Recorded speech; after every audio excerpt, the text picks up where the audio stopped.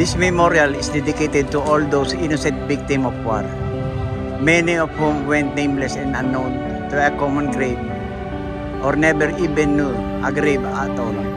Their bodies have been consumed by fire or crushed to dust beneath the rumble of ruins.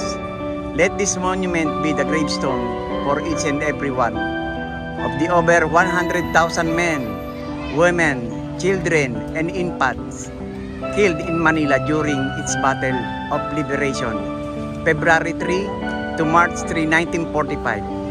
We have not forgotten them, nor shall we ever forget. May they rest in peace as part of now of the sacred ground of the city.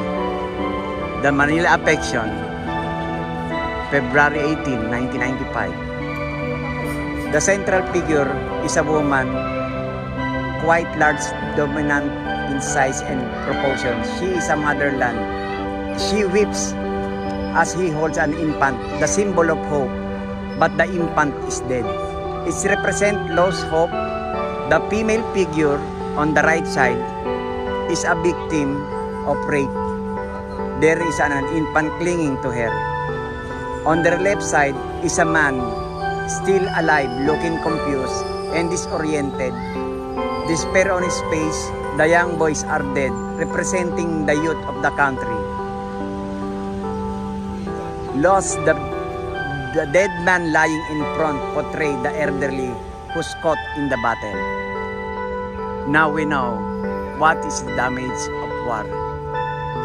What happened in 1945 in Manila battle.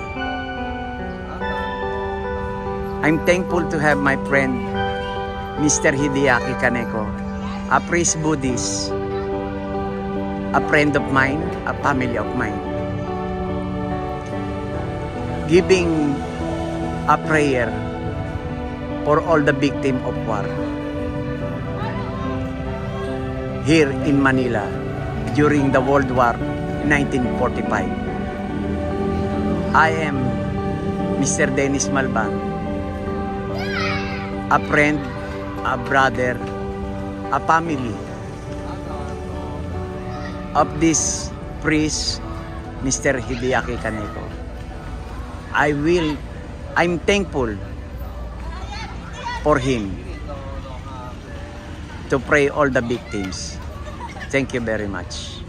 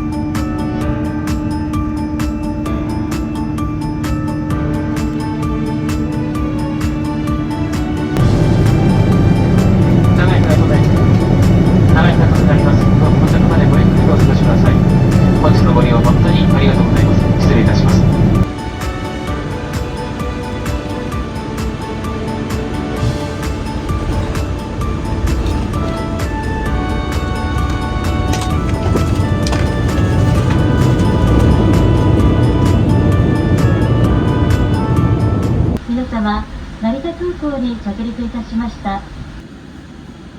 皆様、エリアネドットアライアンスパートナーのコードシェア便をご利用いただきましてありがとうございました。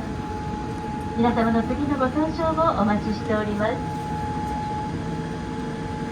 Dear passenger, we have landed at Narita International Airport. Thank you for flying with ANA, our alliance partner. We look forward to seeing you again.